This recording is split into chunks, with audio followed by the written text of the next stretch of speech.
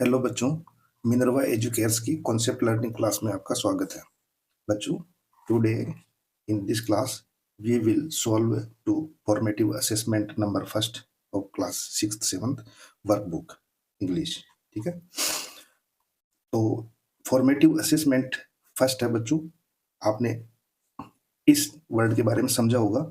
बच्चों, ये अभी तक जो हमने वर्कशीट्स पढ़ी थी उन्हीं में से आपका एक आकलन किया गया है, टेस्ट लिया गया है और ये आपने खुद ने सॉल्व किया होगा।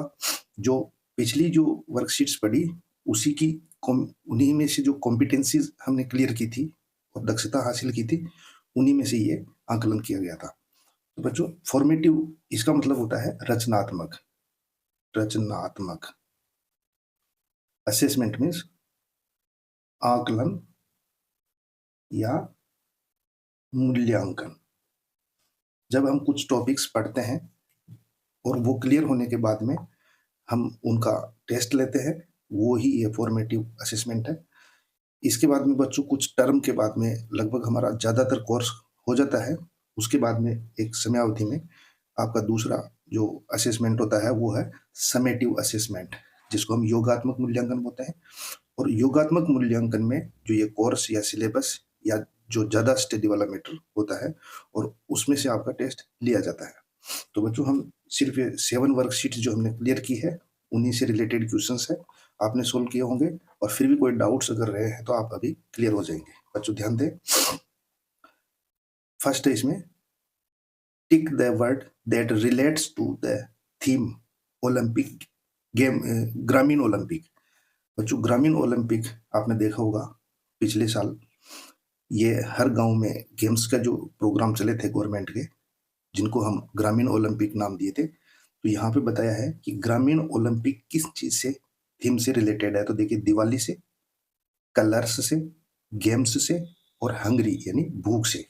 तो बताओ ये किससे रिलेटेड है? गेम्स से। ठीक है, गांव में जो गेम्स आयोजित हुए थे उनसे रिलेटेड है, उनको हम ग्रामीण ओलंपिक्स नाम दिए थे। क्वेश्चन नंबर 2 है बच्चों, tick the correct name for the given picture. अब ये आप पिक देख रहे हैं, ये किसकी है? सब पहचान गए होंगे। ठीक है, तो ये स्नेक की है। ठीक है, तो इसमें दिया हुआ स्नेल, स्नेल मीन्स क्या होता है? जोक। शार्क, ये एक टाइप ऑफ फिश है, मछली का नाम है। स्विम मीन्स होता है तैरना और स्नेक मीन्स होता है सांप। तो इसका ऑप्शन सही है स्नेक। क्वेश्चन नंबर 3 है बच्चों, tick the correct rhyming words for the word time. Time का राइमिंग वर्ड क्या है? हमने पिछले वर्कशीट्स में पोइम्स जो पढ़ी थी उसमें आप राइमिंग वर्ड सीखे थे। तो टाइम यानी जब हम इस वर्ड को बोलते हैं तो ऐसा ही तुक या लय कौन सी वर्ड का आता है? तो देखिए हमें क्लॉक, क्राइम, ब्लैंक और स्वाइन। तो क्या आएगा बच्चों? टाइम, टाइम का rhyming word clock, crime, blank, swine. ठीक है, तो क्राइम, टाइम, क्राइम। नंबर 4 है बच्चों, take the correct adjective for the given sentence. देखो, एडजेक्टिव का मतलब होता है विशेषण। विशेषण जो किसी संज्ञा या सर्वनाम शब्द की विशेषता बताते हैं। ठीक है, जैसे संज्ञा शब्द की विशेषता कौन बता रहा है? I really enjoyed eating the jalebi, यानी जलेबी खाने में मुझे काफी आनंद आता है। इट वाज सो, यह बहुत ही क्या होती है? देखिए, स्पाइसी, स्पाइसी जानते हो ना, चटपटी, मसालेदार। बीटर मीन्स कड़वी, डेलिशियस यानी स्वादिष्ट और एक्सपेंसिव यानी महंगी। तो जलेबी आपको खाना ज्यादा पसंद होता है, आनंद आता है क्योंकि वो स्वादिष्ट होती है। ठीक है, डेलिशियस, डेलिशियस मीन्स होता है स्वादिष्ट। नेक्स्ट है बच्चों, draw a picture for the given sentence the Apple is kept on the table. तो देखिए, यहाँ पे हमारे को टेबल ड्रॉ करनी थी, तो ये टेबल ड्रॉ किया और इस पे क्या करना था? The Apple is kept on the table. Apple यानी सेव, केप्ट मीन्स रखना है, किसके ऊपर? On the table. तो हमने यहाँ पे एप्पल के फोटो बनाए हैं। ठीक है, तो ये टेबल है और ऑन द टेबल, ये ऑन यानी प्रीपोजिशंस का यूज हुआ है यहाँ पे।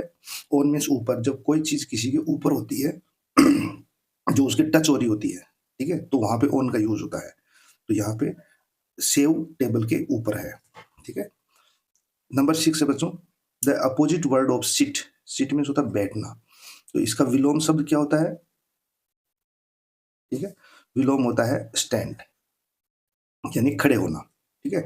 जैसे आपको टीचर्स बोलते होंगे सिट डाउन, स्टैंड अप, यानी सिट डाउन मीन्स बैठना और स्टैंड अप, सिट मीन्स बैठना और डाउन मीन्स नीचे, और स्टैंड का मतलब खड़े होना और अप मीन्स ऊपर की तरफ, ठीक है, तो स्टैंड अप हो गया। नंबर 7 है, match the correct sentence with the given picture. देखिए बच्चों, यहाँ इस पिक्चर को आपको ऑब्जर्व करना है और ये किस सेंटेंस से मैच करती है, उसी से हमारे को इसको मैच कराना है, ठीक है। The principal gives us a speech, क्या इसमें प्रिंसिपल हमारे को स्पीच यानी भाषण भाषण दे रहा है, तो नहीं दे रहा, ठीक है। There are many flowers in the garden, क्या इस पिक्चर को हम ऑब्जर्व करते हैं तो यहाँ पे गार्डन में बहुत सारे फ्लावर्स हमें शो हो रहे हैं, नहीं हो रहे हैं, ठीक है, ये भी नहीं, ठीक है। नेक्स्ट है, कदम इज रनिंग वेरी फास्ट, कदम जो बच्चा है वो बहुत तेज दौड़ रहा है, क्या इस पिक में वो हो रहा है, नहीं हो रहा है, कोई नहीं दौड़ रहा है यहाँ पे। नंबर डी है बच्चों, गोरी and Ayush, Gauri and Ayush are talking with each other, यानी गोरी और आयुष टॉकिंग का मतलब बात कर रहे हैं, ईच अदर यानी एक दूसरे से, तो देखिए यहाँ पे ये गोरी है और ये कदम, ये दोनों क्या कर रहे हैं, एक दूसरे से बात कर रहे हैं, तो ये इससे मैच कर देगा, ठीक है। क्वेश्चन नंबर 8 है बच्चों, read the lines of the given poem and answer the questions, इस पोएम को अच्छे से हमें पढ़ना है बच्चों, और जो इससे रिलेटेड क्वेश्चन पूछा है उसका आंसर देना है। देखिए, ये पोएम आपने सुनी होगी और आपने गाई भी होगी, twinkle twinkle little star, how I wonder what you are, up above the world so high, like a diamond in the sky, ठीक है। यानी ट्विंकल ट्विंकल, ट्विंकलिंग किसको बोलते हैं बच्चों, जो आसमान में रात में आप तारे देखते हैं और वो जगमगाते रहते हैं, चमकते रहते हैं, उनको ट्विंकलिंग बोलते हैं, ट्विंकल ट्विंकल करना, ठीक है, जगमगाना। लिटिल स्टार यानी छोटे छोटे तारे आसमान में जगमगा रहे हैं, और how I wonder what you are, और हम आश्चर्य में पड़ते हैं कि ये आखिर आसमान में हो क्या रहा है, ये कैसे चमक रहे हैं, कैसे जगमगा रहे हैं। Up about the world so high, यानी कितने ऊंचे है ये, ठीक है, और बहुत ऊंचे हमारे को दिखते हैं, ये बहुत बड़े बड़े होते हैं लेकिन छोटे छोटे दिखाई देते हैं। लाइक ए डायमंड, डायमंड का मतलब क्या होता है बच्चों, हीरा, ठीक है, हीरे की तरह, जिस तरीके से हीरा चमकता है उसी तरीके से स्काई मीन्स आसमान, आकाश में क्या तारे चमकते हैं, तो डायमंड की तरह यानी हीरों की तरह आसमान में तारे चमक रहे हैं, लाइक मीन्स जैसे, इसकी तरह, डायमंड की तरह। अब क्वेश्चन करना बच्चों, यू सी स्टार्स, आप तारे देखते हैं, सी मीन्स देखना, स्टार्स में तारे, when you look up at the sky, look up means जब आप देखते हैं, कहाँ पे, एट द स्काई, आसमान की तरफ देखते हैं, तो आपको क्या दिखते हैं वहां पे, स्टार्स दिखते हैं, तारे दिखते हैं।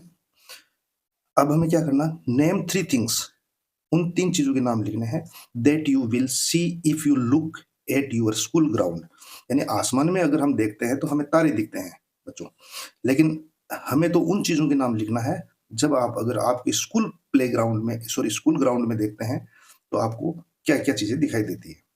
तो बच्चों आपने ऑब्जर्व किया होगा, तो जैसे स्कूल में पेड़ होते हैं, ट्रीज, जब आप स्कूल में बाहर की तरफ देखेंगे तो आपको पेड़ नजर आएंगे, ठीक है, और पानी पीने के लिए हमारे लिए नल होता है स्कूल में, ठीक है, ड्रिंकिंग वाटर के लिए, तो वाटर टैप,